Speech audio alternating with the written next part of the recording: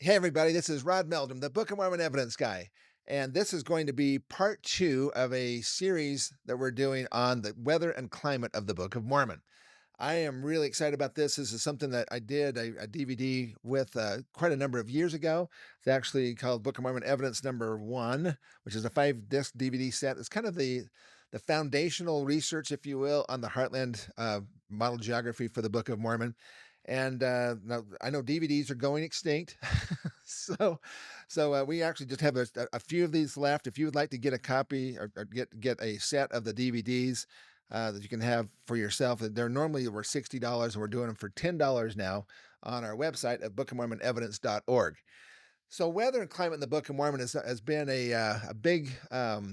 It's actually, I think, one of the really profound evidences that the Book of Mormon is a real history of real people and real places and events, and that Joseph Smith didn't make this stuff up, because there's a lot of things that were thought to be anachronisms or things that were out of place in time and space or technologies or whatever, that people have thought, well, there's no way that the Book of Mormon could be true because Joseph Smith said elephants, or Joseph Smith said they had horses, or and I shouldn't say Joseph Smith said that. I should actually say the Book of Mormon says that that was what they had.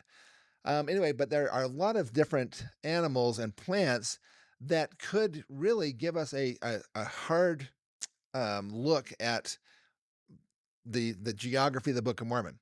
Weather is kind of a local phenomenon, but I like to kind of make it into a broader regional phenomenon called climate. So, what is the climate of the Book of Mormon is what we're kind of really looking at here. A lot of people have been thrown off the idea of the Heartland model because of one silly question that has been asked by people for who knows how long. But anyway, and that is the question, well, if the Book of Mormon happened here in North America, why doesn't it mention snow? Well, we just addressed that. So if you haven't seen the first version of this, or the first episode of this series, you want to go back and take a look at that, because the Book of Mormon does actually talk about snow. It talks about driven snow. It talks about the whiteness of the snow. It talks about hail. It talks about all these different things. It doesn't. It also only talks about rain a couple times. But the bottom line is that now we've covered that weather and climate related things. Now we want to talk about ancillary things, things that point to the climate of the Book of Mormon based on the animals and the plants that are found within the Book of Mormon. So let's jump in there. This is going to be a deep dive on the plants and animals of the Book of Mormon, and I'm really excited about sharing this information. So we're going to try to keep this short and sweet and to the point. But I think you're going to see that North America, as a setting for the Book of Mormon, not only does it make the most sense, it's the only place that has all of the plants and the animals and the things that are talked about from a weather and climate standpoint. And it's so awesome because you just have um, that been so many people have had uh, ideas about the Book of Mormon that just are not compatible with the things that are in the text. From again, specifically from the plants and animal standpoint. So we're going to talk about that. But let's start off with something that is actually extinct. And not me. Okay, I'm just talking about um, animals that used to be here in North America, but they're no longer here, that give some idea of climate. So one of those animals we talked about it just at the very end of the first episode here. That is the Carolina parakeet. Now a lot of people have known that there were actually parakeets in the United States back in the 1800s. And in fact, they were so prevalent, so common that they actually were destroying orchards and causing problems with crops and things like that. And so they began to be hunted. And also, they were a really beautiful bird. So this is actually this is one of the last ones that are remaining. This is a taxidermied uh, parakeet here. You see, because of the beautiful, emerald green plumage and the yellow and there's a little bit of orange and so forth there. They were highly prized as far as for their feathers to make women's bonnets and all kinds of things that they were making back in that time frame. But they ended up going extinct. And but yet here we have a parakeet. Now parakeets are not animals that they're not birds that do well in cold climates. They don't do well in snow. So you typically find parrots and parakeets in a more tropical climate. But here they are in the southern United States, essentially, And uh, and then we talked about this just briefly. Now we had parrots. Actually, this is a copper effigy of a parrot that's in Hopewell Culture National Historical Park in Chillicothe, Ohio. This is actually taken, I believe, from the Sipe Mound, which is there in Ohio as well.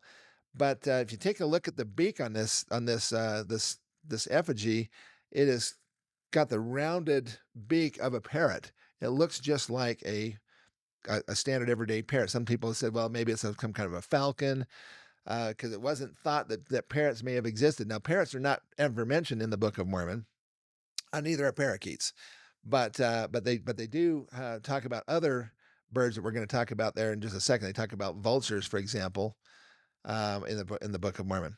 But anyway, so this is showing a, a copper effigy that's in the time frames of the Book of Mormon in the Hopewell Mound Builder period that we're talking about here, the Middle Woodland period.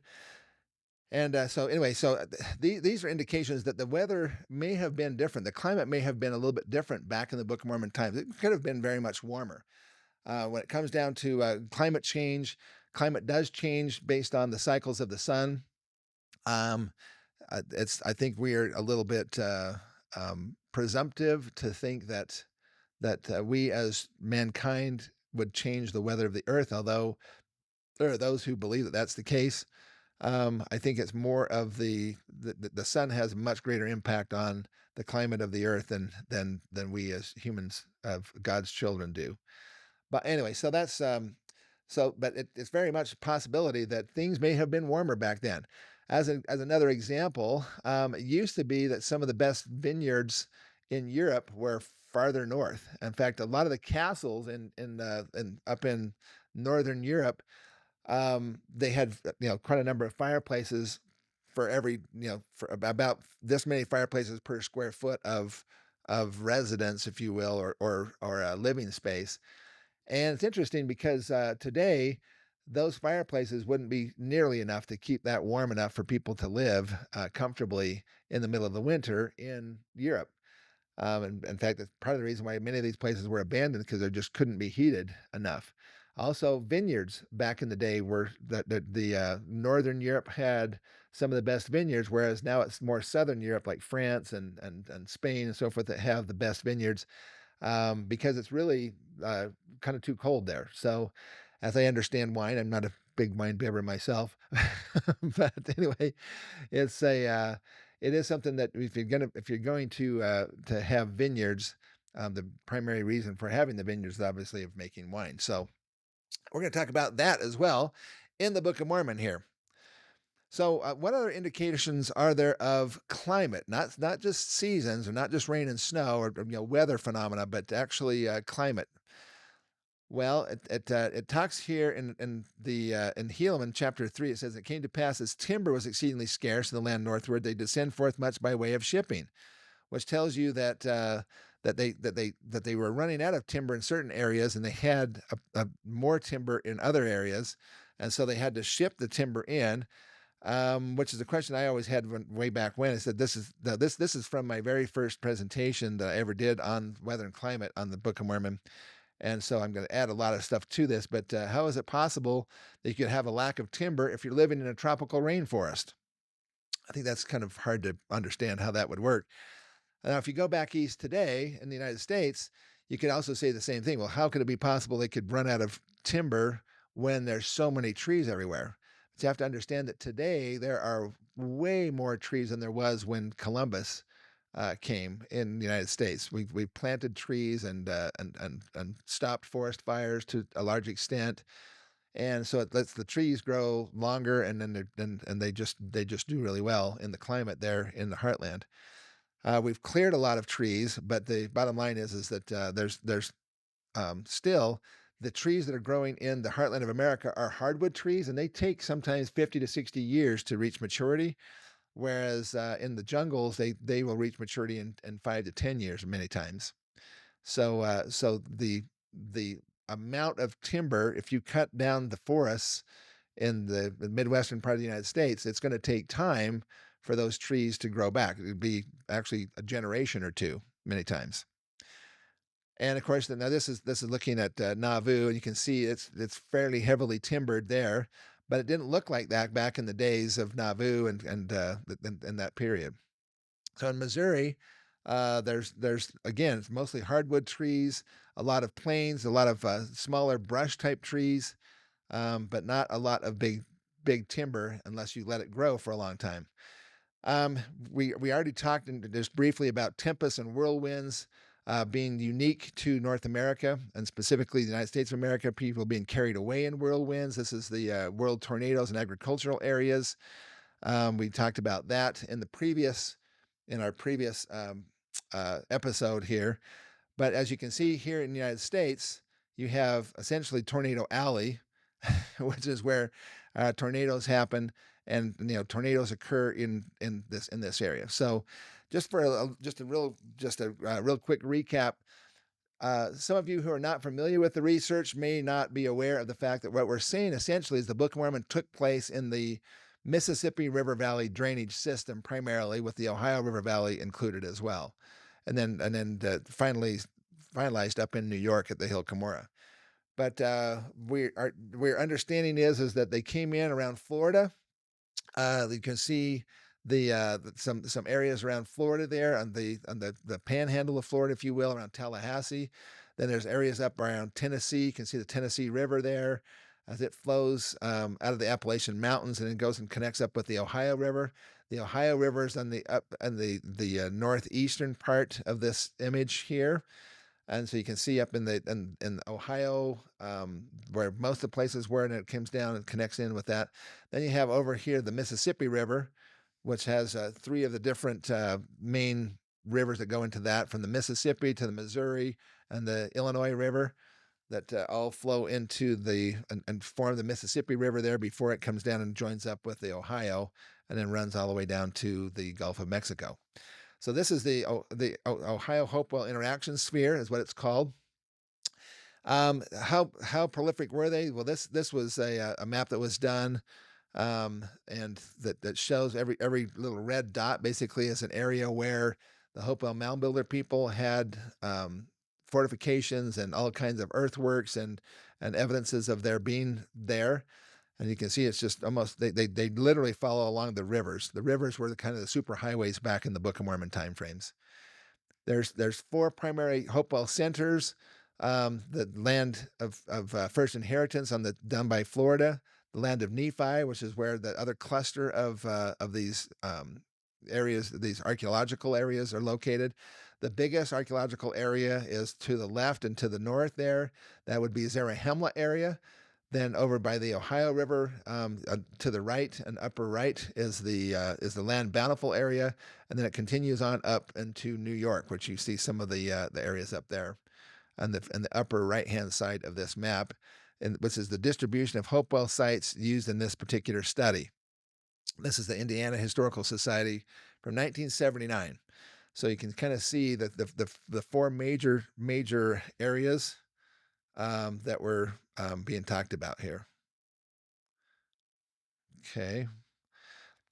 Mississippian sites in North America. This was later on after the mound builders, and we're not going to go into too much detail about that.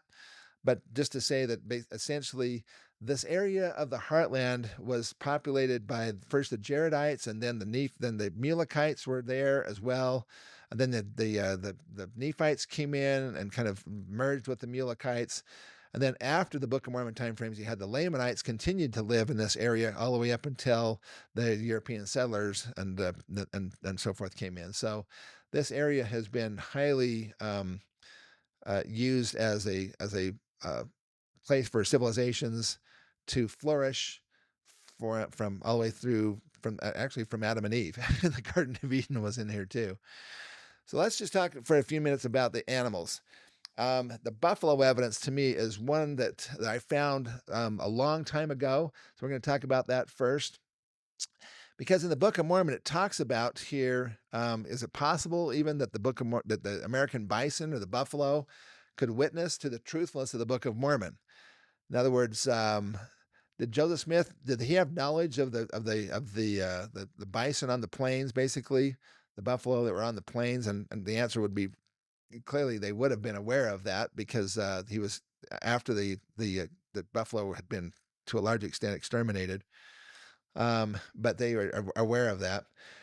But a couple of quick things. So this is actually from the American bison. It's a book that was written the story of its extermination as a wild species and its restoration under federal protection.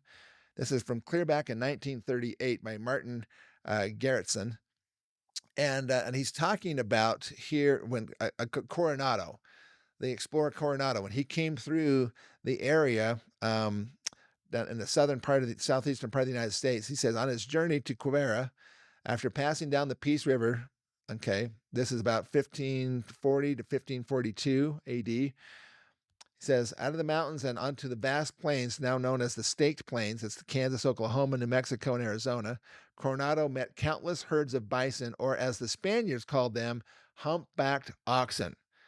Now, humpbacked oxen is an interesting phrase, okay, because it's not calling them a buffalo, but these are some of the bison that are located on Antelope Island in Utah. Just and you can kind of just see how they look a lot like a herd of cows out there on the plains there. But let's go back to the Book of Mormon for just a second. So you got in the Book of Mormon, you have in Enos chapter 1. It's talking about an interesting phenomenon. I'm going to actually go there here. So this is talking about the bison, and let's see here. I'm going to pull out the Annotated Book of Mormon. That's which I hopefully, if you have a copy of this, you can follow along with me here. But basically, we're going to go to this part in Enos. Now, by the time you get to Enos, the Lamanites had they were a pretty well. All of the Nephites and Lamanite people had grown to populations that were fairly hefty. Okay, in this time frame. So they're talking about probably on the order of several hundreds of thousands of people who are here on the Promised Land. And so this is chapter 1, verse 20. And it says, and I bear record that the people of Nephi did seek diligently to restore the Lamanites into the true faith of God. And then it talks about now this is from the Nephite perspective.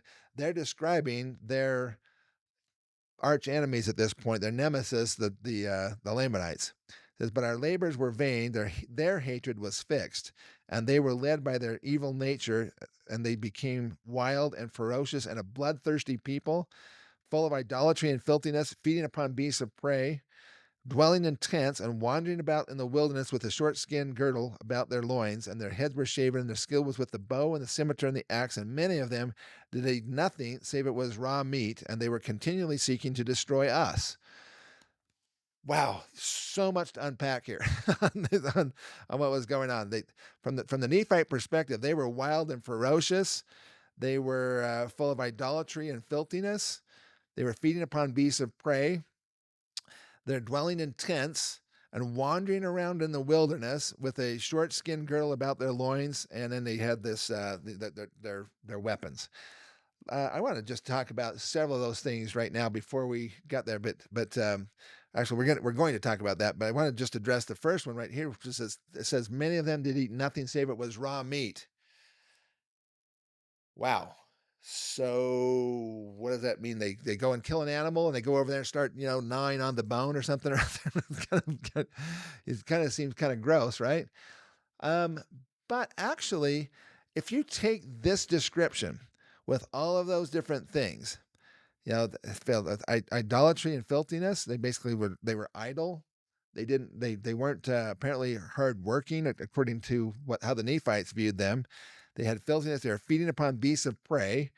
I want to address that for just a second. First, beasts of prey. I've had people say, well, beasts of prey is kind of like, a bear or a wolf or, a lion.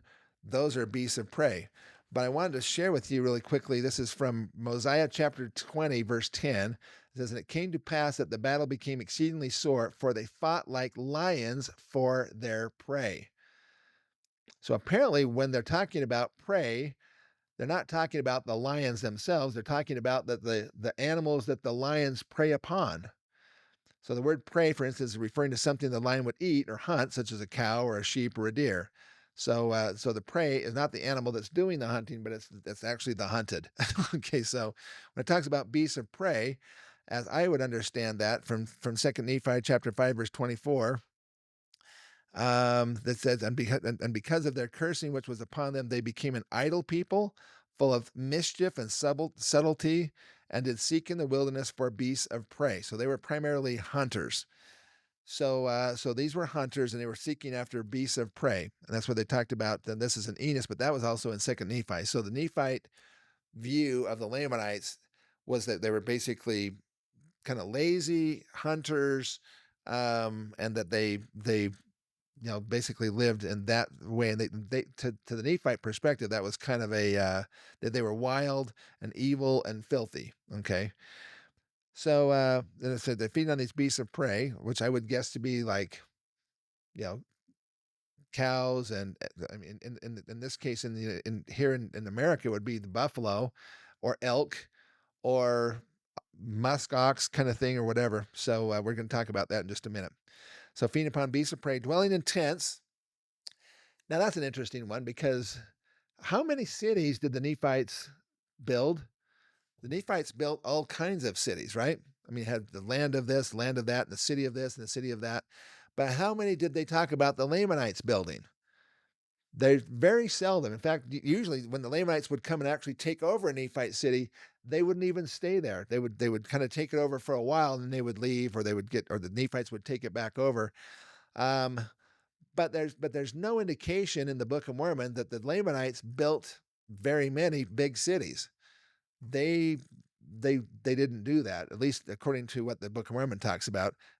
And of course, that makes perfect sense. If the Lamanites were doing what the Nephites are talking about here, they were essentially doing what the Native American peoples were found doing clear up until the 1800s. They were living in tents, or also called teepees. They were following the course of the beast. We're going to talk about that in just a couple of minutes here. Um, but it's fascinating when it says, and they did eat nothing save it was raw meat. Now, in this particular point in time, there were a lot of people here. Okay, there were hundreds of thousands of people eating nothing but raw meat. Now, let's talk about the raw meat for a second. First off, would it just be just bloody, gory mess kind of thing? And the answer to that is actually, if you go to the Plains Indians, which is almost like they're describing it to a T here in these passages in the Book of Mormon, they ate meat that they would get from the buffalo. They would hunt the buffalo. They would take the meat. They would cut it into strips and then hang it on these like uh, strings, essentially stretched between two posts, and they would hang the meat on there, and it would dry in the wind. Today we call that kind of meat jerky.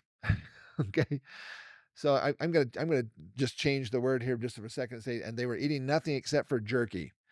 So raw meat. The meat is never cooked, which means it's raw, but it's not like it's still, bloody and so forth. I mean, it's basically, we've all had jerky before, so you kind of get an idea. But the thing is that if there's hundreds of thousands of people here, these Lamanites, and they're eating nothing but raw meat, what would be the possible source of that meat? Especially if they're in Central America. Now, down in Central America, you have a very few actual big, what we call game animals down there. There's tapirs, and there's some other a little bit larger, but the tapir is almost one of the bigger ones, and that's actually in the pig family. And they wouldn't eat that because it's an unclean animal, because they're Jews after all, they're Hebrews, and so they're not going to eat a pig. And so if that's the case, it's like I've teased people and said, well, what were they eating then? That's a lot of monkeys. So were they eating monkeys or maybe iguanas? No, because monkeys and iguanas are reptiles, and so those would be unclean as well. So really, there isn't even a population of animals that could support or sustain a large population of humans in Central America. But on the other hand, we're going to talk about the bison. Okay, so we know that Nephites were were tillers of the land. That's in verse 21. It says, "It came to pass that the people of Nephi did till the land, and raised manner of grain, and fruit, and flocks, and herds, and all manner of cattle of every kind, and goats, and wild goats, and also many horses." So they were basically they were domesticating and farming and domesticating animals versus the Lamanites who were basically hunting them. But how do you have a large population of people who eat nothing but raw meat and wander around in tents? It has to do with the climate. It has to do with the weather and the climate of the Book of Mormon. And actually, we're going to talk about that here in just a couple of minutes. Just a quick example, though, the American bison in that book, it actually talks about when Coronado came in. He says, after 10 days' travel on the plains, the Spaniards came to a settlement of people who lived in tents made of the tanned skins of the cows, which they call them cows, but they're basically in the buffalo, right? These people are called Quecheros, Quechos and Teas. Pedro de Castaneda wrote, "These people eat raw flesh and drink blood." So that's a description of the native peoples that were still here in America in the time frame of Coronado here. So they were still, in the fact, eating the raw flesh and apparently drinking the blood of these animals. So that is something that the Book of Mormon says they were doing, and it's actually something that was actually observed by the later people who came into the area. So now it's interesting with the American bison. This is a Natural History by Dale F. Lott. Okay, this is clear back in 2002, but he talks about the range of the buffalo. And interestingly, if you take a look at the chart here, it shows range during periods of favorable climate. Okay, was all over the place. And you have the range densely occupied during periods of typical climate. Then you have range that's sparsely occupied during periods of typical climate, and the range of animals sometimes classified as the wood bison. Why is there such a difference where the Mississippi River is? There's a dividing line there. And the answer to that has to do with the fact that buffalo, although they are actually quite good swimmers, like these are some buffalo swimming across the river there in Yellowstone. Okay. They are quite good swimmers, but they have fairly poor eyesight. They don't see long distances very well. So when they come up to a body of water that they can't see across, they tend not to want to cross it, and they can see across this river here in Wyoming, but they can't see across the Mississippi River, so they wouldn't attempt to cross it, except for in a couple of places. One of those is called Buffalo County up in Wisconsin. And Buffalo County was an area where the buffalo, when they would be having their migrations, would come through that area and they would cross the Mississippi River way up there north, where it's much smaller.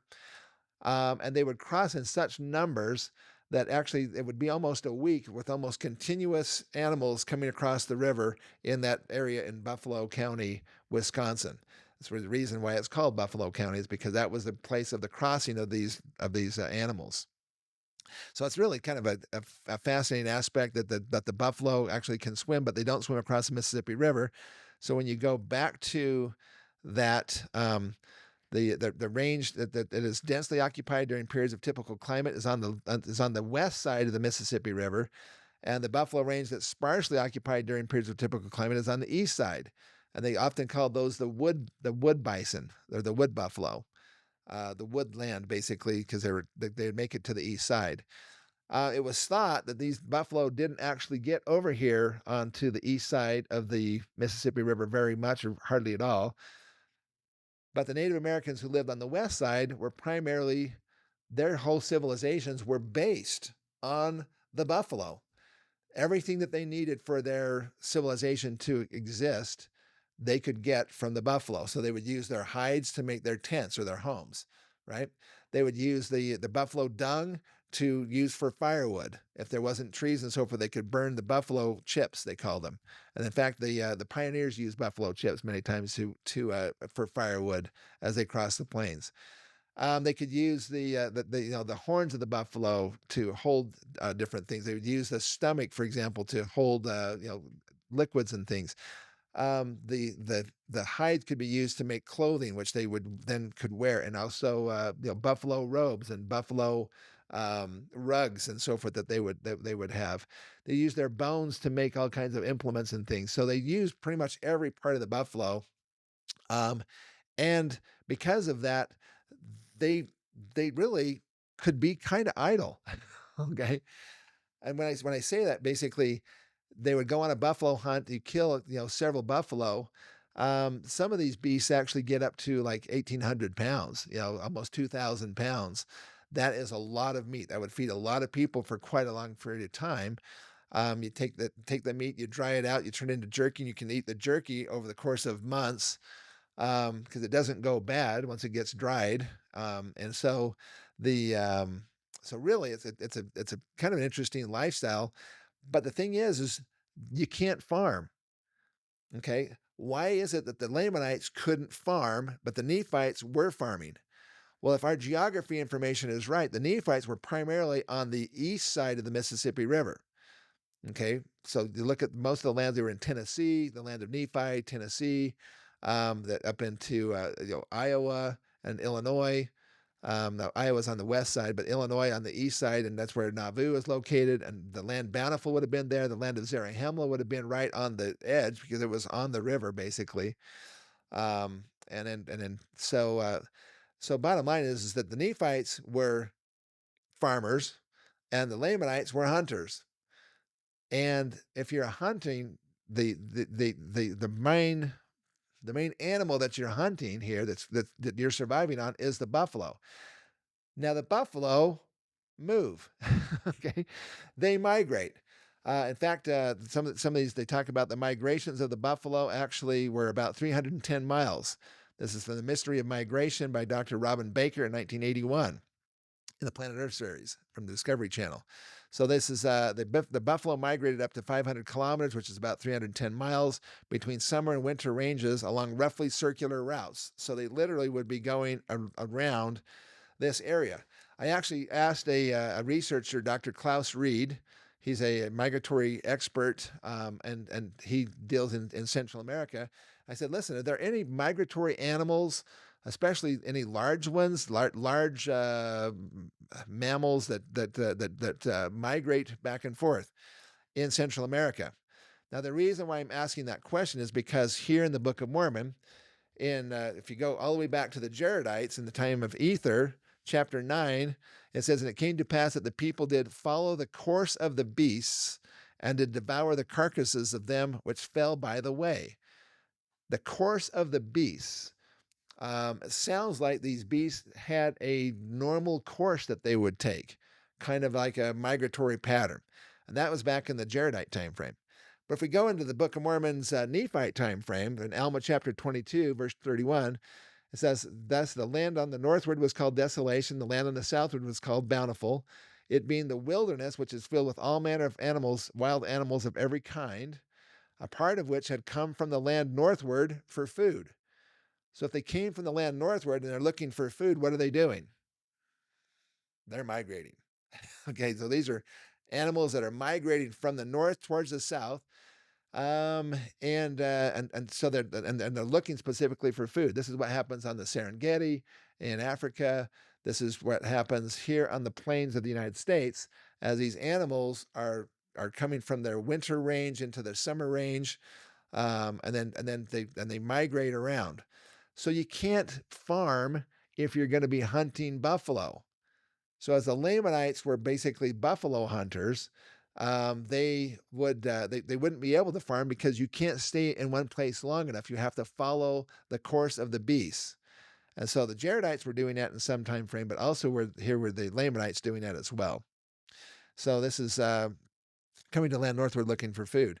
So I asked this expert, Dr. Klaus Reed, I said, hello, Klaus. I am a researcher working on a book project. I simply need to verify if there are any large migratory terrestrial mammalia anywhere in Central America, in Mexico, Guatemala, Belize, El Salvador, Honduras, etc. I says, I am not aware of any, but just need to verify this with an expert on the subject such as yourself. And he wrote me back a very quick and short response. He said, indeed, not to my knowledge. Okay, so he's with the Global Register of Migratory Species, and so forth there in Germany. But anyway, so he basically said, yeah, there's no migrating animals.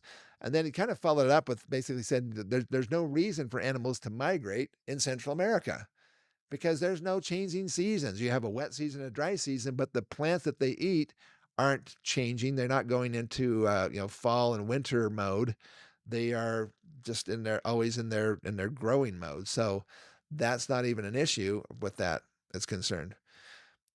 So so then that led to well what so were there buffalo then in the Book of Mormon time frames?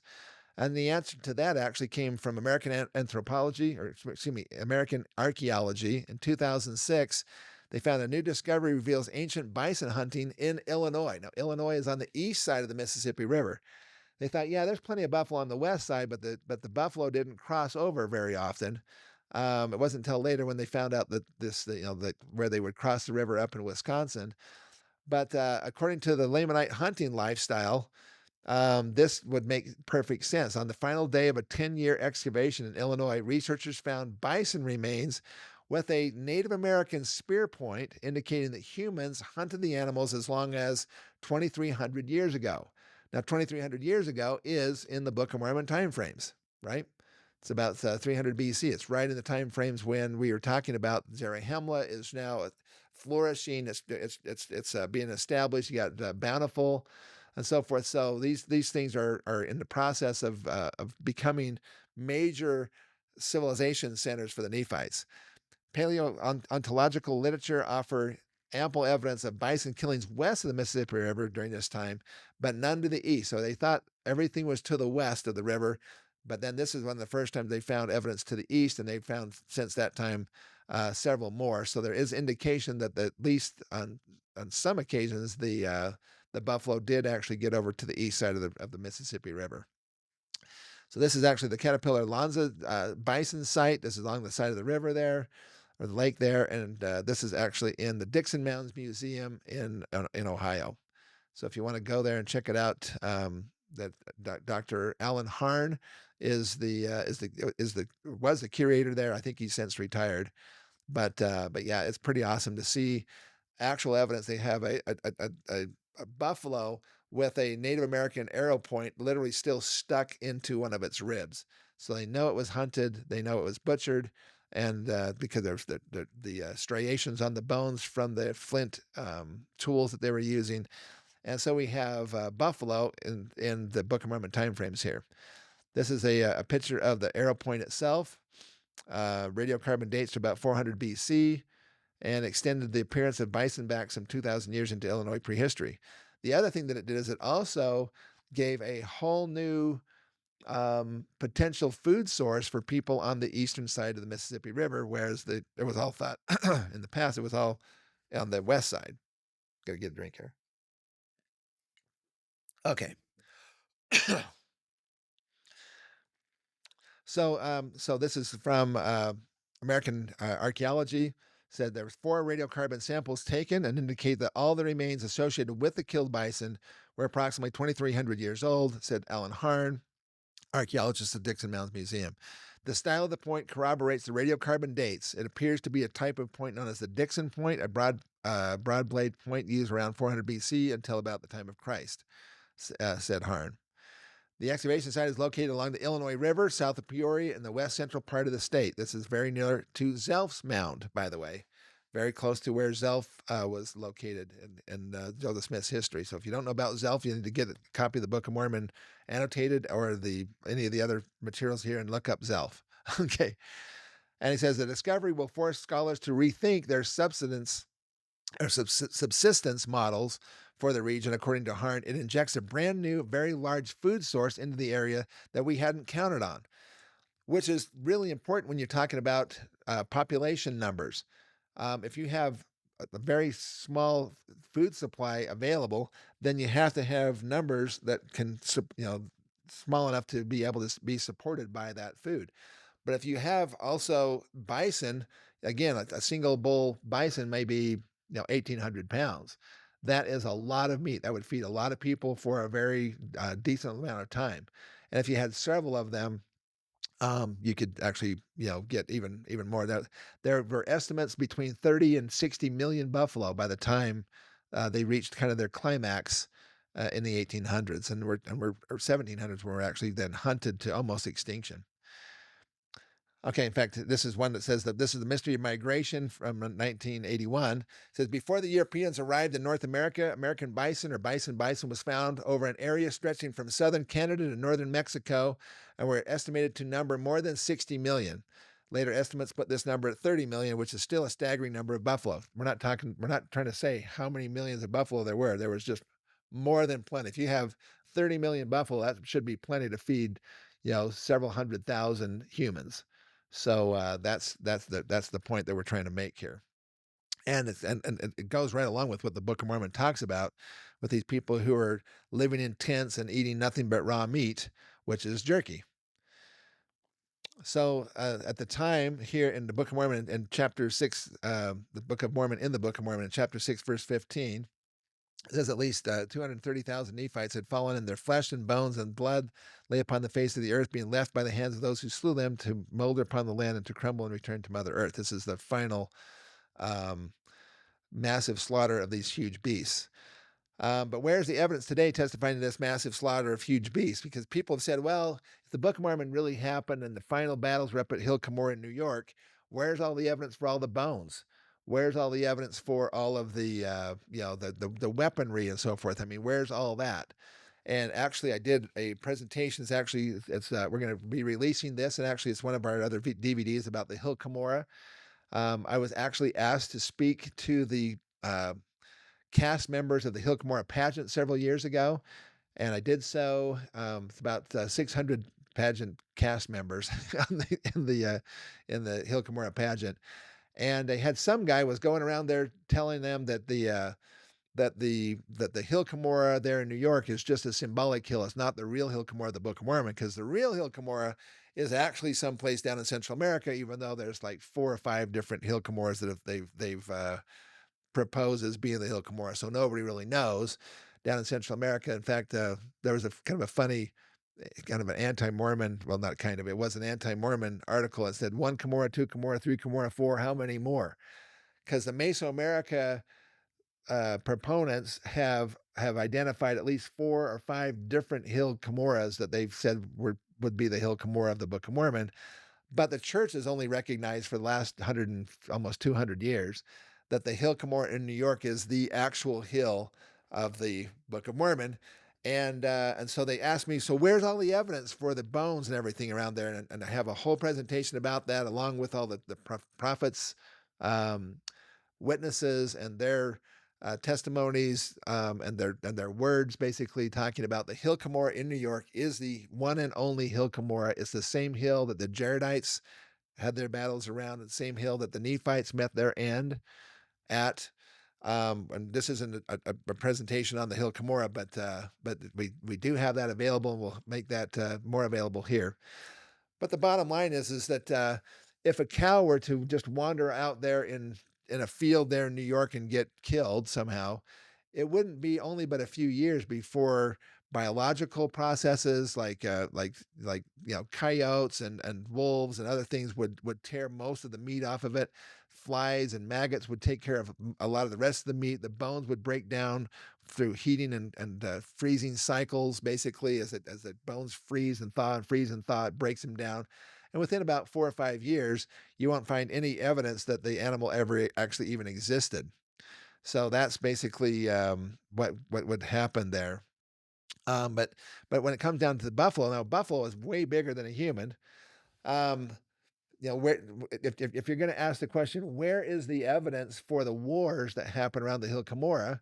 Then you have to take a look at, well, what would happen to the bodies, and just and very quickly they were left to molder and return to Mother Earth. So they were never buried. They were just left on the surface of the earth. So they're going to break down very quickly. Their implements, their war implements, like their head plates and breastplates, which were made primarily out of copper. Now, if you have a huge war at the end of the Book of Mormon, it's called the final great battle at the Hill Cumorah.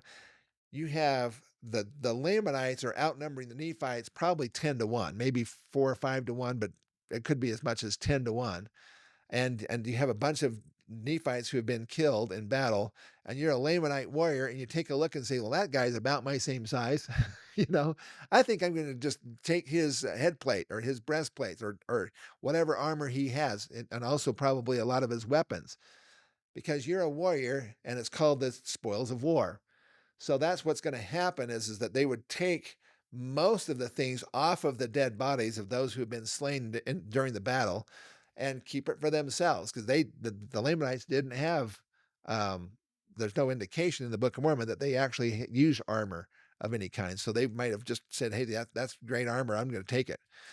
And then that leads us to, okay, so then what would you expect to be left? And that's arrowheads, arrowheads by the thousands. And of course, that's what we actually have found in the area there in Palmyra, New York, and Western New York, is literally arrowheads just are everywhere. Some of the earliest books and histories talked about the arrowheads were so prolific that you couldn't even walk on the ground without stepping on arrowheads. And almost every person that was back in the 1800s that farmed the land had huge collections of arrowheads. And for many years after the church actually purchased the Hill Cumorah with the help of Willard Bean and others, um, they had a big barrel outside of the visitor center there at Hill Cumorah, and farmers would come and just dump in boxes and boxes of arrowheads, and people would just take them as a souvenir from the Hill Cumorah. And this went on for years and years until the new visitor center was actually built, and they stopped doing that. But that went on for a long time because there were so many arrowheads. So anyway, if you like to do a deep dive into the Hill Cumorah, you have to get a copy of the DVD. It's called Hill Cumorah Archaeological Realistic Expectations and Archaeological Facts, basically about the Hill Cumorah and what is around there. All right, so back to this. The reason why I bring that up is because buffalo are way bigger than humans, have much heavier bone structure than humans, and how many bones of them?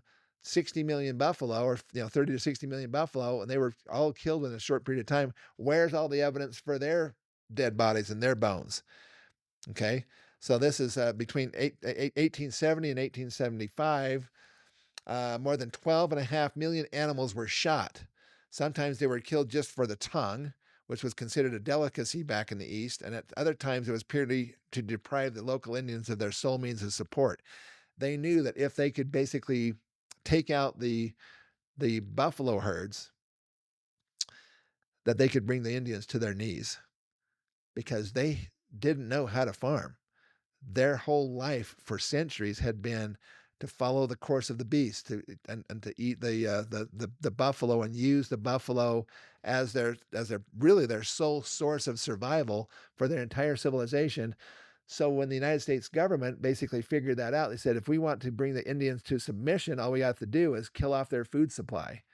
And so they would actually, that's when they said that, buffalo tongue is a real delicacy. It was actually, eaten back east, and people would come out and they would pay sharpshooters just to come out and just shoot the buffalo. And the consensus, a census that was conducted back in 1889 could only find 1,191 individual buffalo remaining from the vast herds that had previously existed. Now, I've been able to get some historic photos of the buffalo slaughter that happened. So these are just the buffalo skulls that were taken near total extermination of the buffalo. So you can see all the skulls here in this image with a train car. They're piled up in front of the train car, and it gives you just an idea of the bones. Now, why were all these bones being gathered up here?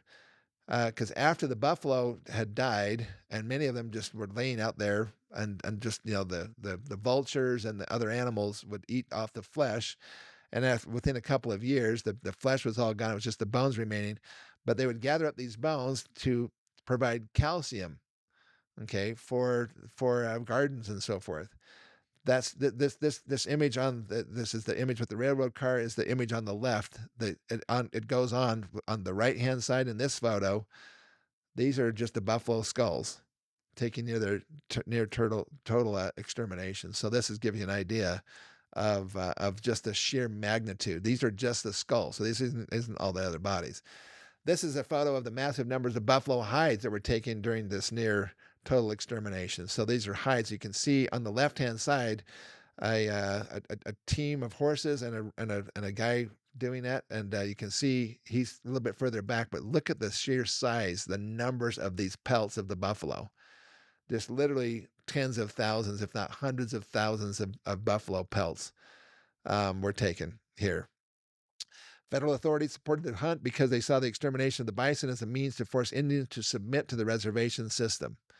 That is from Andrew Eisenberg, The Destruction of the Bison and Environmental History in 2000. So they talked about bringing the Indians to the reservation system. And again, most of the time they just shot them there on the site. In fact, there was accounts where they would take a watering hole that the buffalo would come to because buffalo use quite a bit of water. So they need to have a watering hole fairly close to where they are living, where they're wandering. And they would basically um, shoot the buffalo that would come in to do that. And the buffalo that had been shot, its body fluids would get into the water and putrefy the water.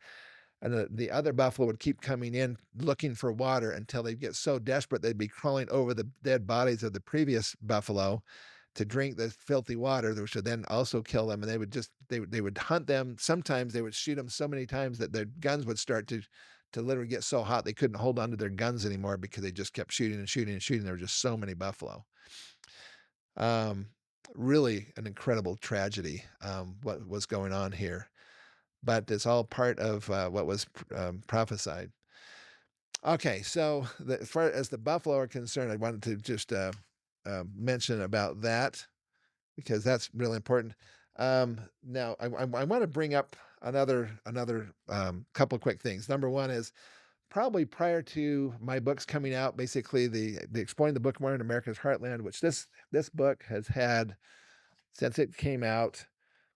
It's had some, I think 70,000 copies have gone out to members of the church, which makes it the number one best-selling book on the subject of the geography of the Book of Mormon.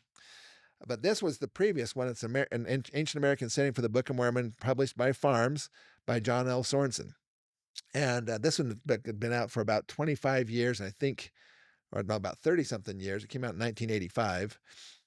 And anyway, this was kind of the main book on Book of Mormon geography for many years, and it's kind of the foundational basis for which the Mesoamerican models have been kind of founded on.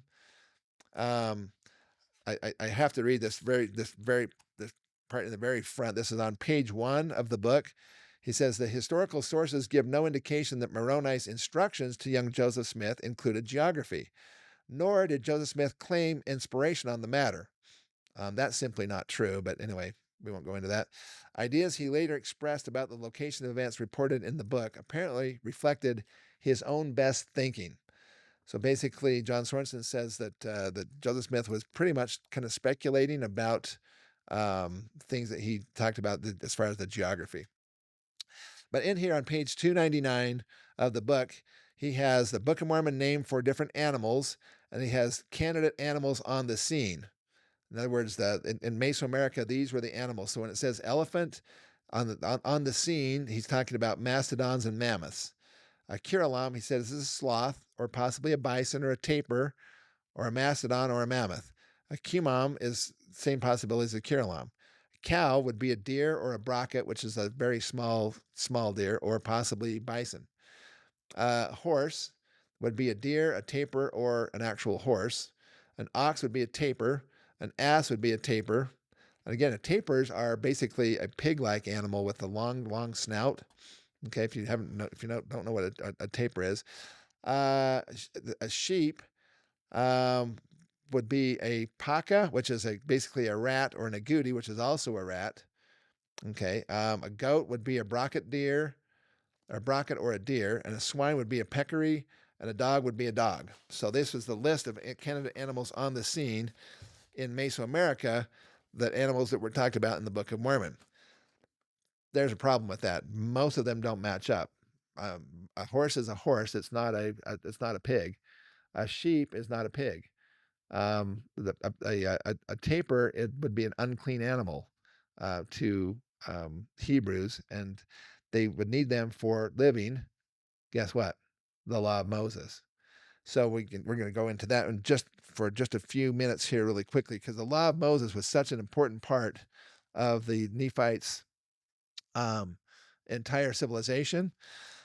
And in order to live the law of Moses, they have to have specific animals. Like, for example, they have to have uh, sheep, number one, so they have lambs that they can offer for sacrifice. They have to have goats because the goat is another sacrifice that would be done by the Hebrews, and they also had to have cows or a cow-like animal, and also to live the law of Moses. And a lot of this research was done by Amberly. Previously, her last name was Nelson, and I think it's Gustafson now. But anyway, so she did a bunch of research involving the animals that are required for the law of Moses, and it's just phenomenal information and research. But on page 37 in the Annotated Book of Mormon, we talk about some of these beasts. So let's see. So these beasts here. Um, and this is First Nephi chapter 18, verse 24. And it came to pass that we did begin to till the earth and begin to plant the seeds. Ye would plant all of our seeds into the earth, which we had brought from the land of Jerusalem. And it came to pass that they did grow exceedingly. Now, that's a fascinating passage because they brought seeds from Jerusalem. If our geography is right, at this point in time, they're essentially in the area of Tallahassee, Florida, or Clearwater Beach, or that general area on the west side of the Florida Peninsula. And they brought seeds from Jerusalem, and it said that they grew exceedingly because Jerusalem and that part of Florida is almost exactly the same latitude on the earth. So that any seeds brought from Jerusalem would do very, very well there. And it came to pass that we did find upon the land of promise as we journeyed in the wilderness that there were beasts in the forest of every kind, both the cow and the ox, and the ass and the horse, and the goat and the wild goat, and all manner of wild animals which were for the use of men. And we did find all manner of ore, both gold and silver and copper. So they had these. There's some of the animals: the cow, the ox, the ass, the horse, the goat, and the wild goat. Okay, and all manner of wild animals. So those are some of the animals that the Book of Mormon says that they experienced, that they had in their lands. This is the land of Nephi here that they're in at this point. And here is as an image of a copper mountain goat horn that was found in Chillicothe, Ohio, or actually I think it was in the Sipe Mound in Ohio. And it's clearly in the form of a goat horn, but it's made out of copper. So, did these people know about goats and their horns? Yes, of course they did. And this is showing the layering of the horn like a ram that we have. There's at least two or three different species of sheep and goats in the United States, in the area of the eastern part of the United States, and we actually found archaeological findings of sheep that had been butchered or slaughtered in New York and other places in the Hopewell Mound Builders culture and civilization. These are some more copper horns that look kind of like deer antlers. So a deer also is very edible and would be a clean animal for Hebrews. And then you also have then the buffalo. Let's talk about that for just a second more. So this is that the animals were. Let's see. This is the hunting lifestyle. They ate nothing but raw meat. Okay, let me get to. Let's see. Sheep and goats. Okay, so there's also what I like to call them sheep stones. Sometimes they call them bird stones in the archaeological world, the Hopewell, but they would make these particular stones, and you can kind of see one here. I've got other images of these that we could throw in there, but it looks like a sheep with horns, with rounded horns. So you look at the curvature of the face, and it comes down onto the body and so forth. And it's basically there's a lot of those different kind that look like that. I was also going to talk a little bit about this park is called Big Bone Lick State Park in Kentucky, and we went there when we went on the eclipse tour here earlier this year for the big eclipse, and and it was just astounding. There's so many things that they have there. They have bison in there. They have like a musk ox that have been found there in Kentucky. Okay, they call it a lick. It's basically where there would be a spring that comes out with this salt water in it, and the animals would come there to get the salt, and then they would get stuck in the mud, basically kind of like a bog.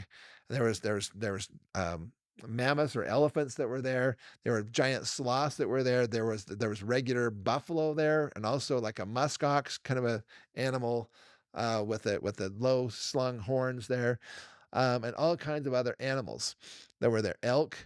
There were anyway. There's a whole bunch of different types. Let's see. I'm going to read this off here real quick. It says the first paleontological site in North America was probably at Big Bone Lick, which is now Big Bone Lick State Park near Ohio, near the Ohio River in Union, Kentucky. A French commander organized a dig there in 1739. Bones retrieved by him were sent to the Natural History Museum in Paris, France. In the 1960s, the University of Nebraska conducted another dig, and several mammal fossils were recovered, including a wolf, a black bear, modern bison, ancient bison, two types of musk oxes or musk ox, American moose, a wapiti or an elk, common Virginia deer, extinct stag moose, caribou, flat-headed peccary, which is a pig basically, extinct North American horses, possible tapirs, American mastodon, woolly mammoths, and two types of giant ground sloths. The most common fossil found in the Big Bone Lick dig was the modern bison. So the bison was by far the most prolific animal. But all of these animals are talking about if you have two types of musk ox, a musk ox actually even does look like a cow. It has its horns come out, and they're not big like antlers. They're more like a cow's horn that comes out. So the Book of Mormon and Joseph Smith would have been right about cows and the horse and the ass. Okay, they talked about a wolf and a black bear. Those would be beasts that were preying upon other beasts. So they would be these kind of these animals. But there's also Indian petroglyphs of horses. We're going to talk about horses here in just a minute. So hang in there with me just for a minute, because horses is such a big thing. I mean, that's been one of the biggest anachronistic things, animals in the Book of Mormon is, well, what about horses? And we're going to talk about that in some depth and detail here in just a couple minutes. So let's take just a couple more things here. When it comes down to other kinds of animals here. All right. So Mosiah chapter 12, verse 2. And this is Abinadi speaking actually here. He says, "Stretch forth thy hand and prophesy, saying, Thus saith the Lord, it shall come to pass that this generation, because of their iniquities, shall be brought into bondage and shall be smitten upon the cheek. Yea, and shall be driven by men and shall be slain, and the vultures of the air." So in the Book of Mormon, they talk about vultures in the air, and the dogs and the wild beasts shall devour their flesh. So whether besides dogs would be wolves and bear would devour their flesh. And it says in verse 5, "Yea, and I will cause that they shall have burdens lashed upon their backs, and they shall be driven before it like a dumb ass. And it shall come to pass that I will send forth hail among them, and it shall smite them." So this is when they're talking about the hail, which we talked about in the previous episode here of the weather and climate stuff. And it says basically, unless they repent, I'm going to destroy them from off the face of the earth. So this is some of the ways they're going to be destroyed. But they're talking about an ass, which is a form of a horse, right? You have vultures, you have dogs, and wild beasts that devour flesh. All of those are native to North America. I believe coyotes are native to Central America, that they actually go into that area. I don't believe that wolves are, in the same sense that wolves here in the Midwestern part. If you ever remembered, probably many of you remember the book series called the Little House on the Prairie by Laura Ingalls Wilder, I think it was. Anyway, there was an awesome TV show I loved as a kid growing up, as Little House on the Prairie. But they had several episodes where they showed these wolves and what a problem they were for the people who are living out on the plains and in the Midwestern part of the United States, is these wolves. Now in the Book of Mormon, we're going to talk about that some more too. But there's these vultures. So here in the Annotated Book of Mormon on page 166, there's pictures of copper effigies of vultures, vulture heads. There's effigies in the Ohio Historical Connection, which I think they've been removed now because they've been taking down all the artifacts in most of the museums back east, because they're considered grave goods, and Anyway, the NAGPRA Act is now causing people to remove all the artifacts of the Hopewell Mound Builder people from the museums. Um, I personally think it's literally erasing their history. But they're saying that we're desecrating the mounds and the burial mounds that these things came from. So I see that point, but the history of these people is literally being erased in our museums right now. But in the Ohio History Connection, they have these effigy pipes. Now the Hopewell, they made pipes that were in different forms of like different animals and so forth, and they had a whole display of about 50 different animals that were there, all the way from the raccoons to turtles to squirrels to frogs. But here's one that they have. There's a couple of them actually. They called a dog effigy pipe, and at the bottom of this, there's actually a dog that was excavated from a Hopewell culture area, and the dog was its bones had been perfectly preserved. So we know it was like a domesticated type dog. Then they also had gray wolf effigy pipes and others. And one of those effigy pipes that they had on display there was one that looked incredibly like a horse head. It was. I have a whole little presentation on that with this horse head effigy pipe, and then overlaid with a stylized image or like a drawing of a horse that you can see so clearly that this thing it looks like totally like a horse. Okay, so that's in regard to that. Let me see here. We talked about the bison and the wolves. The wolves. There's several places where it talks about this. This is in Alma chapter 5, verse 59. It says, "For what shepherd is there among you, having many sheep, doth not watch over them, that the wolves enter not and devour his flock? And behold, if a wolf enter his flock, doth he not drive them out? Yea, and at least if he can, he will destroy him." Anyway, so he's talking about wolves. What would be the point of talking about wolves in the Book of Mormon if they didn't actually experience that happening? Wolves actually killing their flocks. So they're talking about wolves. And of course, again, wolves are something that is in North America, but it's not in Central or South America. So let's see. We talked about the migration. Let me see. Okay, so the last couple of things we've got elephants. Let's talk about elephants in the Book of Mormon here. So, what about elephants then? Because back in Joseph Smith's day, people didn't believe that there were elephants here because there's no elephants around today. So so why would Joseph Smith say that? Before we get off of the horses, though, let's just do the elephants first, and then I'll do the horses. Okay, so elephants mentioned in the Book of Mormon. So where does it specifically say that there were elephants? It's actually not in the main Nephite culture. It's actually in the Jaredite culture. This is in Ether chapter 9, and it talks about verse 17. They talked about having fruit and grain and silks and fine linen. Those are all things that we need to talk about a little bit more when it comes down to the textiles of the Book of Mormon. I'll just give you a quick little spoiler alert here. That is that fine twine linen. Linen comes from the flax plant. There are 3 different varieties of flax plant that is indigenous to North America, but flax doesn't grow in Central America. So there's that. Um, and gold and silver and precious things and all manner of cattle, of oxen and cows, and as sheep and swine and goats, and also many other kinds of animals which were useful for the food of man. And they also had horses and asses, and there were elephants and curulams and cumams, all of which were useful unto man, and more especially the elephants and the curulams and cumams. Now, would you like to know what a curulam and a cumam is? Well, so would I. We don't know what that is. It could be possibly even a camel. The big mine over here in Salt Lake, the Kennecott copper mine. It's now called Rio Tinto, I think it is.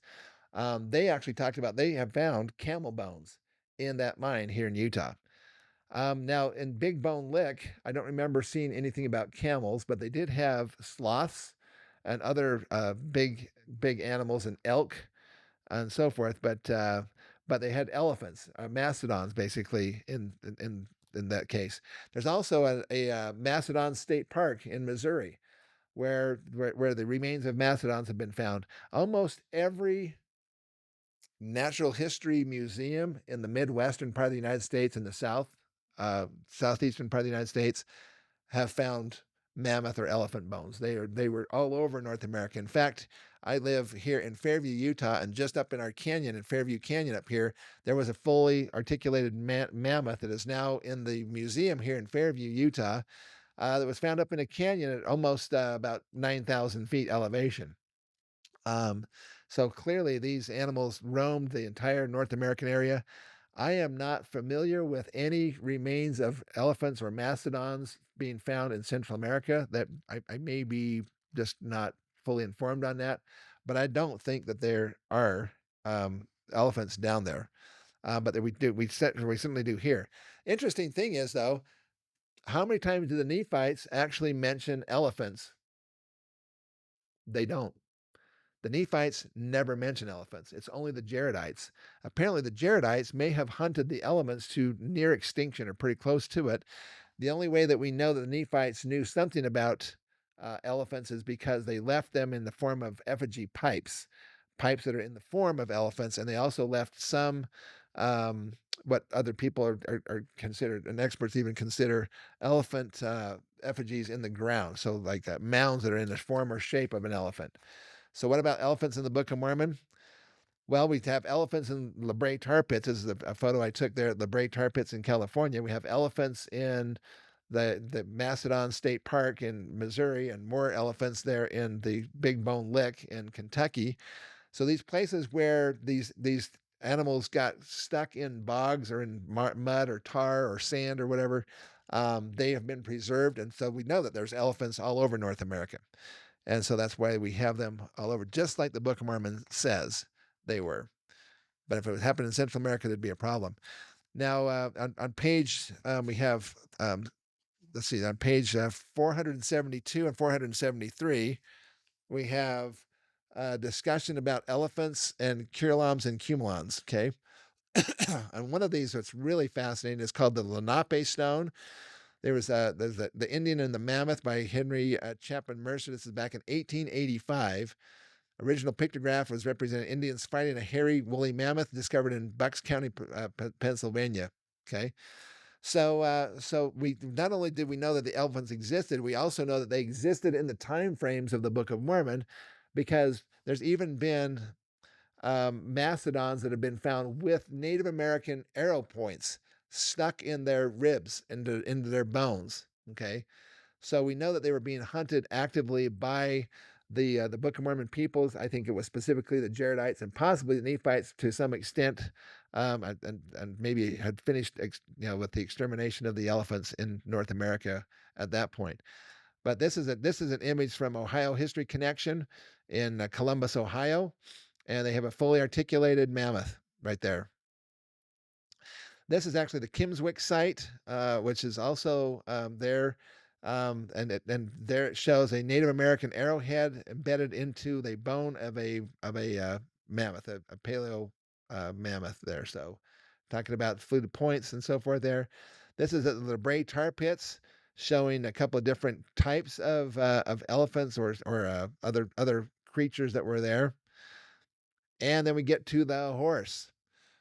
Now, I want to point out also there's a couple of effigy pipes. If you go to page 473 in the book, you can actually see renderings from the books that these came out of pipes that are clearly an elephant. There's no other animal that has the long trunk like an elephant does. Mammoth teeth. If you go with me on my tours, I will take you several places where you're going to see the teeth of mammoths. So actually, what those look like, those big, huge chompers that they have to be able to mash a lot of plant material. So this American Mastodon, this is the Ohio History Connection. This is also this is a display here. There's a page, a photo from the Humrick House Museum in Coshocton, Ohio, that has mastodon teeth. And if you ever get a chance to go to Bentonsport, Iowa, to Tony Sanders' place there, He has a collection of artifacts from Zarahemla. He literally lives in Zarahemla. If Zarahemla is where the Lord said it was in section 125 in the Doctrine and Covenants across the river from Nauvoo, but he has been gathering artifacts there on the western side of the Mississippi River for about 30 years, and he has just thousands and thousands of artifacts that he's found, and some of those include mastodon teeth. So it's just fascinating to see that what Joseph Smith said, or the Book of Mormon says is true, is actually been verified in the archaeological record. Elephants and cumulons and curulons. And there's another page on page 474. Um, there's more information about the great American elephant and how many there were. They were all over the place. So that's now in talking about horses, for example, for just a minute. We need to go. There's several places where it does talk about horses in the Book of Mormon. Okay, so this is the word horse in the text of the Book of Mormon. They talked about an Alma, about Ammon was preparing his horses and his chariots. In First Nephi, they talked about the ass and the horse and the wild goat and so forth. In Second Nephi, it says the land is also full of horses. In Second Nephi chapter 15, it says, and their horses' hooves shall be counted like flint. That's in a prophecy. Enos talked about also many horses. Alma chapter 20, I talked about horses and chariots, and then we have more horses there in Third Nephi chapter 3, Third Nephi chapter 4. Again, talks about horses and cattle and flocks, and then in Third Nephi, I will cut off thy horses out of the midst of thee. And in Ether chapter 9, and they also had horses and asses and elephants and curulums and so forth. So horses were talked about throughout the Book of Mormon from the Jaredite history through the Nephite history, and yet we're told that the horse went extinct. Now, so let's start off with the first fact, and that is that we know that horses were here in North America. How do we know that? Because of the Bray tar pits, and again, Big Bone Lick and others, where they found horses and asses and so forth that they found. Um, but they went extinct sometime around 10,000 BC or something like that. The horse family lived in North America. This is the same for 50 million years. Of course, give or take a few million years. Okay, but this is a sign that was at La Brea tar pits about horses. This is actually a horse skeleton that was found, and it's very similar to modern day horses as far as its skeletal configuration and structure. Okay, and so when it comes down to horses, now a few things. Um, did they go extinct? Is the big question. I've got articles, for example. Well, I didn't bring this one out here, but about horses. Um, for example, back in Wyoming in 1991, during the construction of a highway, there was a horse skeleton that was discovered, and it was carbon dated, and it carbon dates into Book of Mormon timeframes. Way long after the horses were supposed to be long extinct. Now, the Native Americans, I've read several articles. The Native Americans said we always had horses. They never went extinct.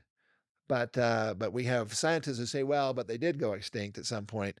Um, but anyway, so there's some controversy there about when or if the horses actually became extinct.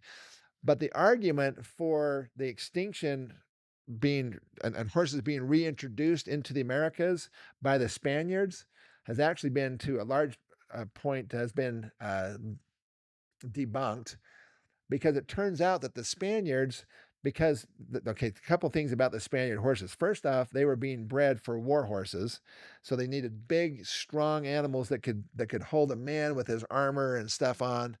They were built to pull carts and wagons and things, so they were slow, kind of plodding animals, but they were strong, muscular animals.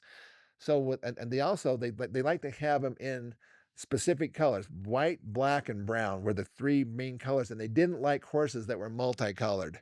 So they wanted horses that when you have a team, you have a team of white horses or a team of black horses or a team of brown horses. You didn't want to mix that. It was kind of considered, you were kind of a poor person if you couldn't get matching set of horses to pull your wagon or your cart. So the Spaniards had these horses that were big, powerful horses, and they would bring them over on ships. It turns out that people have gone back and actually looked at the records, the shipping records of the Spaniards when they brought over people and horses. They kept almost as good a track of the horses as they did with their men. If a horse died, it was made it was noted, and if a horse got away or whatever, it was noted. And it turns out that there was some research that was done, and they only found, I think it was like 15 or 30 horses, between 15 and 30 horses that were unaccounted for in the, I think it was 4 or 5 different voyages of the Spaniards that brought horses over with them to the New World. And it turns out that those horses are are quite genetically different than the painted ponies of the Native Americans. So the Native Americans had small, fast horses. In fact, they called them ponies. Many times they called them Native American ponies because the horses that the Europeans brought with them were these big, massive animals, but the Native Americans were riding these small, quick, fast, and they called them ponies. And most of them were multicolored, which is not something that the Spaniards would even want. And it turns out that genetically, there's a difference between the Native American painted ponies and the Spaniard horses that were supposed to have been the source population of repopulating the horses here in North America. So there's some real challenges to the idea that the horses went extinct and the Native Americans didn't have horses. The Native Americans say they always had horses, and there's evidence in support of that. So let me see. Is there anything else that I'm missing on that? Native Americans, they've had the horse bones and all these different licks and so forth.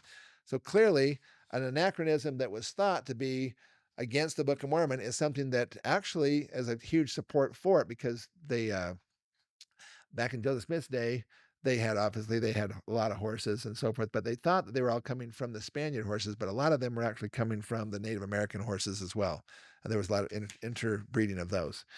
Okay, so now let's go to the next item. Okay, we talked about bison already. These are a couple of images of the bison that were caught in the La Brea tar pits. And you see there, they talked about ancient bison and modern bison. So this is the kind of the more ancient bison. Here's looking at you right there with his skull. So these had these were huge. These animals were about 15 to 20% bigger than the modern day buffalo or bison. And so you can see this the size of this thing. But let's talk about the last thing we're going to talk about here is the Nephite lifestyle of basically farming versus the Lamanite lifestyle of hunting. This is actually, these are chert bifaces, also known as hoes. These are they're made out of chert, and it's called the biface because it has two faces you could use on it. Anyway, but this was from the Hopewell site, which is the main archetype site of the Hopewell Mound Builder people there in Ohio. And in one of the mounds there, they found I can't remember. There was like almost like 3,000 hoes in one cache. So these people were doing a lot of farming. We don't know why they suddenly just buried all of these into this particular mound, but it's pretty awesome to see that. Um, these are more close-up versions of some of these hoes. In Mosiah chapter 23, verse 5, it says, "And they pitched their tents and began to till the ground." So this is when they first arrived here. Or listen, when they first arrived here, this is in Mosiah, but this was after. But the Nephites were farmers. They were planting crops and harvesting the crops and so forth, whereas the Lamanites were hunters. They were following the course of the beasts. And so that makes perfect sense in the Book of Mormon here, that would be hard evidence for that. So this is they pitched their tents and began, and these are hoes. You can actually tell. You see on the lower portion of both of these hoes in the image here, it's shiny. That comes from actual use. When you use the hoe and you actually are hoeing in the dirt, that edge gets polished by the use. And so you can tell if these hoes have been used very much or not because of how much polish they have on what they call the bit edge. So there's that. These are more hoe blades. This is Mississippian time frame. This is after the Book of Mormon time frames, but they had lots and lots of these hoes. This is how they were tilling the ground. This is Mosiah chapter 10. And it did cause that the men should till the ground and raise all manner of grain and all manner of fruit of every kind. So tilling the ground was an important part of the Nephite lifestyle, and that shows that they were agrarian and they were planting and harvesting. This is how one of those bifaced hoes would be what they call hafted onto a handle. So you essentially take this large piece of wood, and then you'd use sinew or tendons from these animals that are being butchered and eaten, and you'd actually attach that on there with the tendon while it's still wet, and then as the tendon dries, it shrinks and actually tightens everything up, so it becomes really pretty dang strong, and you can actually use that as a hoe, and that's what they actually call them in the archaeological record is hoes. And if they were doing agriculture, what kind of things were they doing? What kind of agriculture? What kind of plants were they planting? Okay, and that talks a little bit about that here. I'm just gonna find it here. Okay, so what were some of the things that they were planting? Okay, one of those would be mentioned in Alma, and King Noah was the guy, okay, that had vineyards, and they said, and he was actually even talked about as being a wine bibber. Well, what is wine made of? Well, interestingly enough, now this is a book by what was formerly this Book of Mormon Central, now it's Scripture Central, the Knowing Why series. They actually have some pretty cool stuff here about horses. They talked about here the why about horses. They talked about Nephi talked about wild horses and all that kind of stuff. The horses in the archaeological record. They talked about the possibility that maybe we will someday find horses down in Central America, because you have to understand that Book of Mormon Central or Scripture Central is pretty much the last remaining vestiges of the Mesoamerica theories that they still adhere to. But they have some really good other research. But I said the two things: either there's the horses in the archaeological record are missing, or that Nephi could have just borrowed another word. Okay, so that what they call word swapping, basically. So maybe either the Nephites didn't know what a horse was, or maybe Joseph Smith didn't know what a horse was, or maybe the Lord didn't know what a horse was, and so they meant something else. And they give a couple of examples, like river horse for a hippopotamus was called that. Buffalo refers to some things like an elk and so forth. Anyway, so they're giving some other examples where the words have actually been co-opted, but it's going to be a result of a translator anachronism. So, in other words, did Joseph Smith just use the word horse because that was what he was familiar with, and they didn't really mean a horse in the Book of Mormon? But I think that the reason for that is because they haven't found horses down in Central America, but there are horses all over North America in the different tar pits and so forth. They are found all over North America, but not in Central America. Now, when we're talking about the plants and so forth, let's see. There was one thing, grapes. Okay, for example, they talked about, why does the Book of Mormon mention wine vineyards and wine presses? The reason why this is a problem is because down in Central America, there aren't native grapes that were being used to make drinks, and the only beverage that's ever mentioned in the Book of Mormon is actually wine, and basically Christ specifically asked for it when he came to do the sacrament for the Nephites. But they have agave plants and so forth down there. They talked about alcoholic beverages, so that it's saying instead of wine meaning wine from grapes, they said wine just means any kind of a variety of fermented fruit. So you could take any fruit and ferment it, and that would be considered wine. Although that's kind of a stretch. I mean, it probably works, but yeah, like you could take agave or pineapple or bananas, tree bark or honey, and make alcoholic beverages in pre-Columbian times. Wine by the Spaniards was basically vineyards. Okay, so wine presses, on the other hand, are pretty much specifically uh, grape-based wine is what that means. And there's three different kinds of grapes that grow native to the United States: red grapes and um, green grapes, and then there's three different kinds of grapes that Amberly Nelson actually found out about back in the day. And they're all indigenous. But interestingly enough, don't grapes need a particular kind of climate. They need a cold climate so that they go into the hibernation stage, which is they build up underground the energy and so forth during the winter. And then when it comes out in the spring, it comes out and then it has enough energy to actually produce the actual fruit, the grapes, which takes a lot of energy from a plant to produce that kind of fruit. So anyway, there's a lot of sugar in, in grapes that has to be derived from the plant.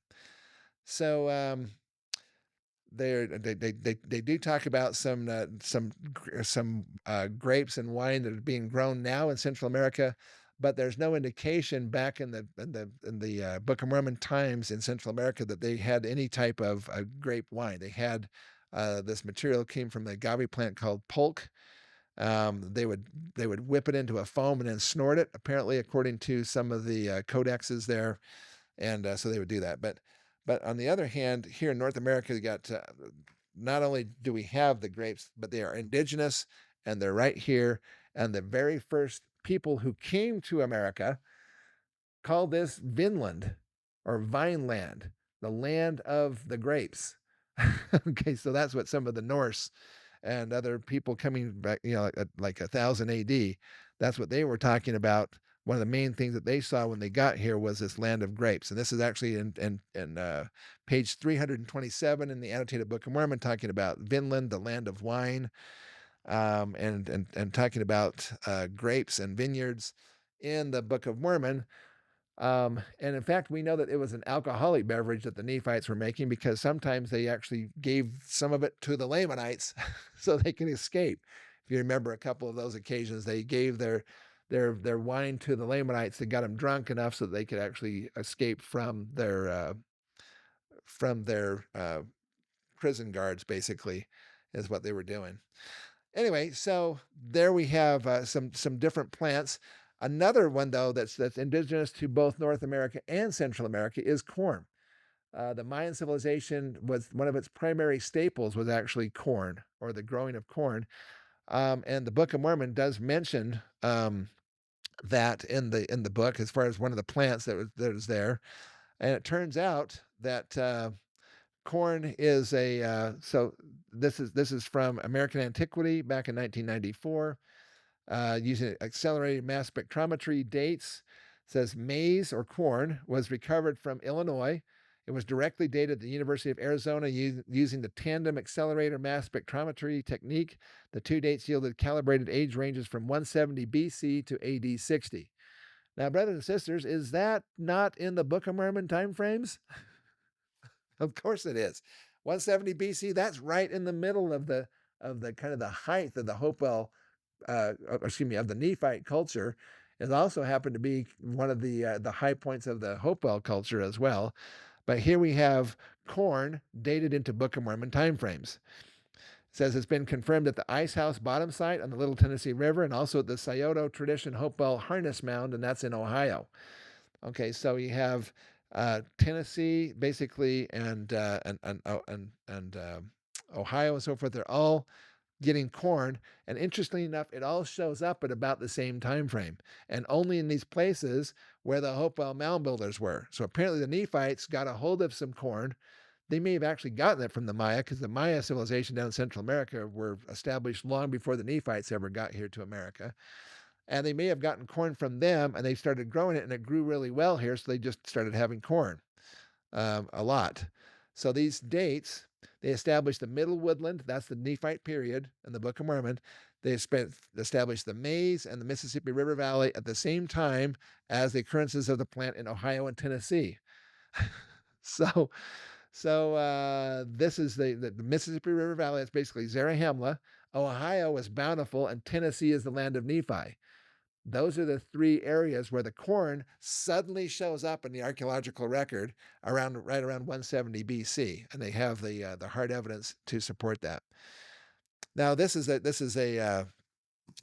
article right here. Comes from the journal called the Holocene. This is back in 2003. But how extensively were the Nephites doing agriculture and gardening and planting of crops and things. Well, it turns out it was a lot. So this is in Ohio at Fort Ancient, Ohio, which is, if you go there, it's just a phenomenal place. It's massive earthen walls that surround the entire area. They talk about it as not being a fortress, but that's exactly what it is. It's a fortress because, but they say, well, because it has all these openings in the wall. Well, according to the Book of Mormon, they had towers between the walls, and these towers would be made out of wood, so the towers would have disintegrated long since, and the earthen walls would be the only part remaining. So there are intervals where there are openings, and so the archaeologists say, well, there's no way someone would build a defensive structure with a whole bunch of holes in it. Well, that's because they don't know that that's where the towers were of the Book of Mormon. Anyway, so they did a bunch of there was several ponds on the property. They take a core sample of those ponds and take the sediments that they find, and they can actually take those and then look for any seeds, and then verify and identify what kind of seeds there were. Before the Hopewell Mound Builders got there, these ponds had primarily just natural plant seeds in it, just the natural weeds and so forth that were in the area there. But once the Hopewell Mound Builder people took over the area, they basically said here, and this is in the abstract, it says here pollen analysis of 2,000-year-old sediment records from Fort Ancient, an upland Hopewell archaeological site in southwestern Ohio, show exceptionally high amounts of pollen from cultigens. What is a cultigen? A cultigen is a plant that is being cultivated rather than just growing wild. Okay. So they said this pollen record reveals that prehistoric agriculture in North America was more extensive than previously assumed, and it raises the question of how much impact Native American agriculture had on vegetation in northeastern North America. The Hopewell cleared the area within and possibly surrounding Fort Ancient and likely cultivated crops at this site for several hundred years. So much was the cultivated pollen in the sample of these ponds that they said that the whole area had been cleared of the normal vegetation, and everything had been turned into basically farmland. So that's essentially what they're talking about here. This is accelerated mass spectrometry. Dates confirmed early maize or corn in the Mississippi River Valley at the same time as in Tennessee and Ohio. It shows up. And oh, we've been kind of running through, but the plants and the animals that are being talked about, I want to just give you a quick recap here. Okay, so in the end of the Annotated Book of Mormon here, we have on pages 538 and 539, we have 50 different correlations between the Hopewell civilization in the archaeological context and the Book of Mormon. And the ones that we've just been talking about, number 27, both the Hopewell and the Nephites both had seasons of the year, and that was the nature of the climate. Both lived in an area where there were whirlwinds and tempests. Both civilizations were agricultural and they tilled the ground. Both civilizations utilized corn, barley, and wheat. Barley and wheat, by the way, are both mentioned specifically in the Book of Mormon, but yet neither one of them is found in Central America anciently. So that they didn't have wheat or barley. Corn is found in Central America, obviously, but barley is an important crop because it actually has to do with the timing of the calendar system of the Nephites. I know that sounds weird, but I have to explain that another time. Anyway, so both of them used textiles for clothing. Okay, I want to touch bases really quickly on that. I have a whole other presentation specifically on the textiles used, but I'll just put it this way. High-tech analysis of ancient textiles yield clue to the cultures of the past. And it turns out that the Nephites talked about having fine twined linen and silk and so forth. And these ancient peoples here also had linen. Now, most fabrics fall apart within just a few years of when they are put into the earth, or they get laid out on the surface, or they get buried. But there's been a few times when the Hopewell Mound Builder civilization textiles have been preserved, and it's usually because they've been on a head plate or a breastplate where the copper and the salts in the copper, basically as it oxidizes, it's preserved the textile. So we actually can know quite a bit about the textiles of the Book of Mormon. They weren't wearing just raggedy leathers. They were wearing textiles. at least from all of the samples that they've found now with all these different types of textiles that they had. Interestingly enough, fine twine linen is made from the flax plant, which is indigenous to North America, but not Central America. So they couldn't have made fine twine linen if the Book of Mormon happened in Central America. But here in North America, it's not a problem because there's three kinds of flax plants that they can use to get the strands to make the fine twine linen. They also found that they used colorants, meaning that they used other plants and so forth that they could get colors, and they found out that many of these Hopewell Mound Builder textiles were actually colored. So they had patterns. They had big broad patterns and different colors and so forth. So they actually had colored textiles, which is a technology that they thought didn't exist here in America until after the Europeans got here. So these are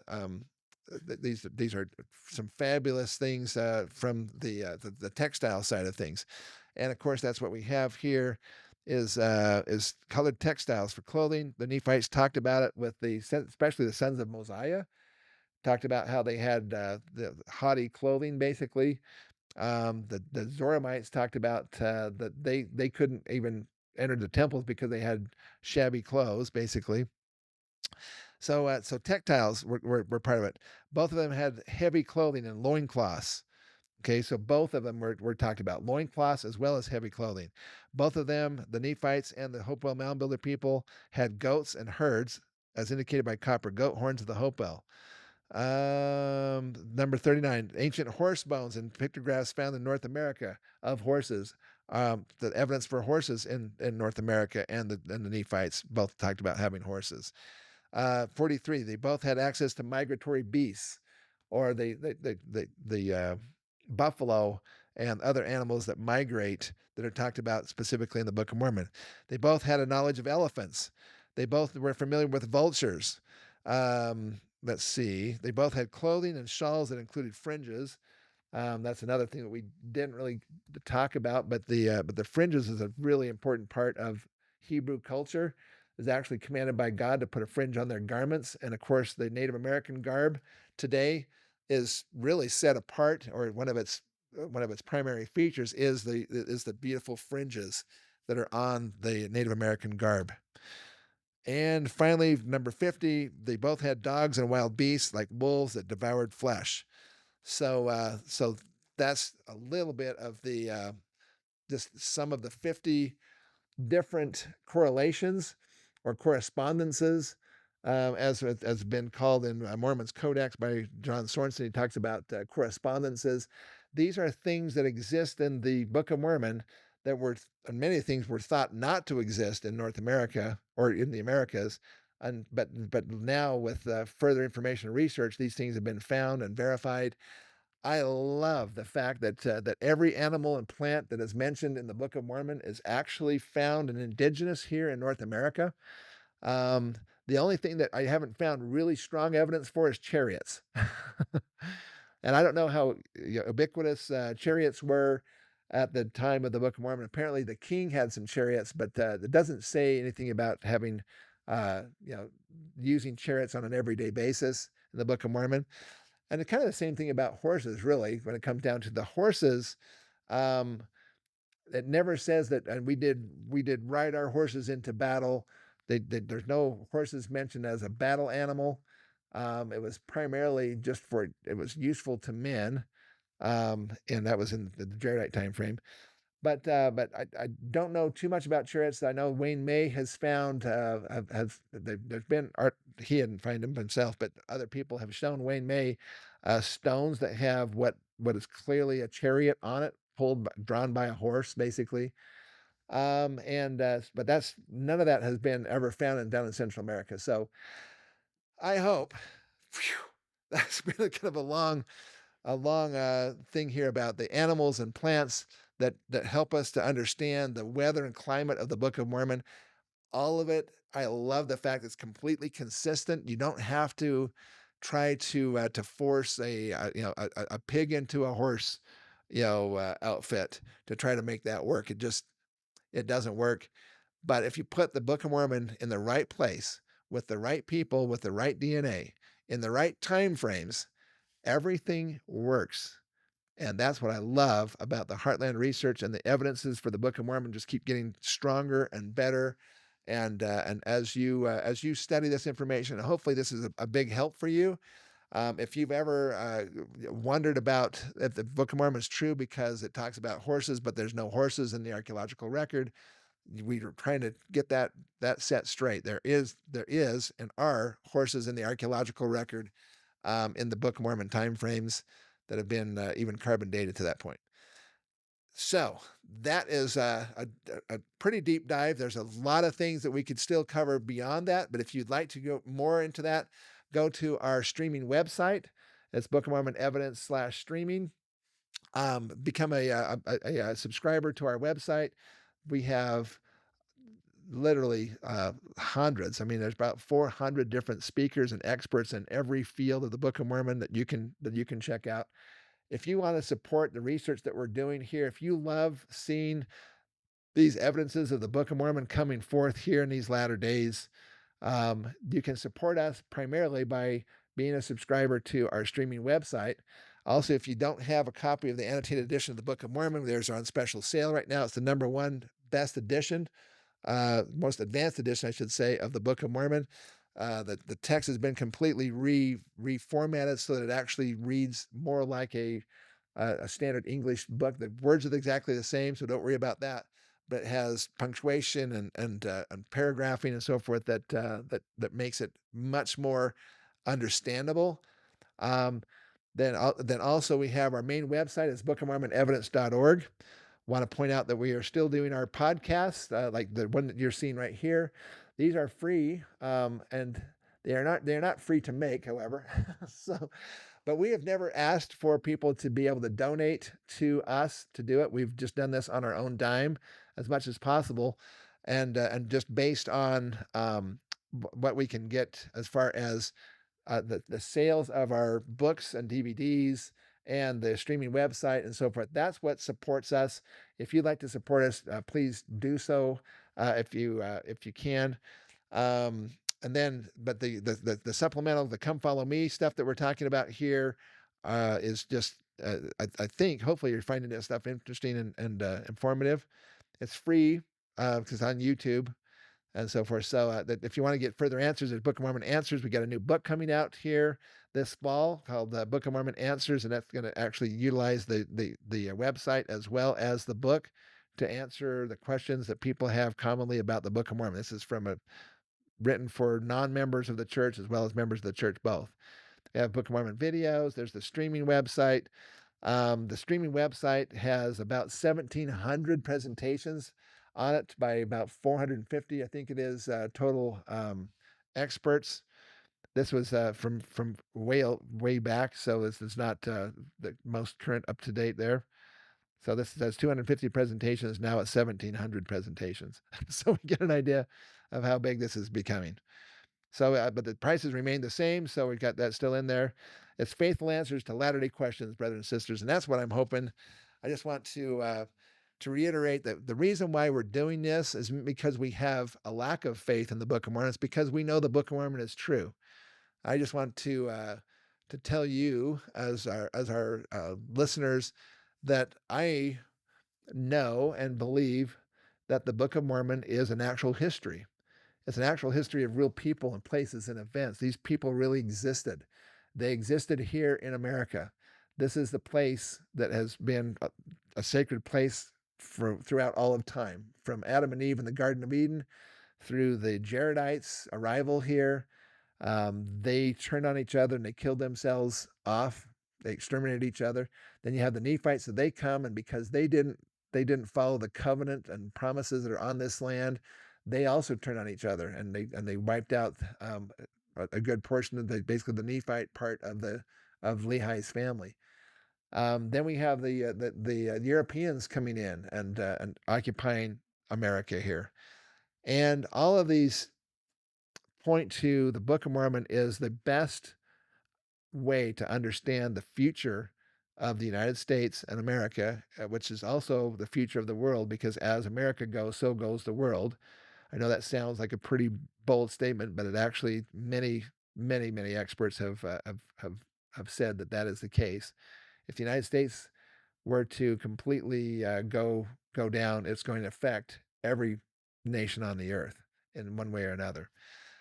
So my hope is that as you read the Book of Mormon, brothers and sisters, you will find the answers that you need.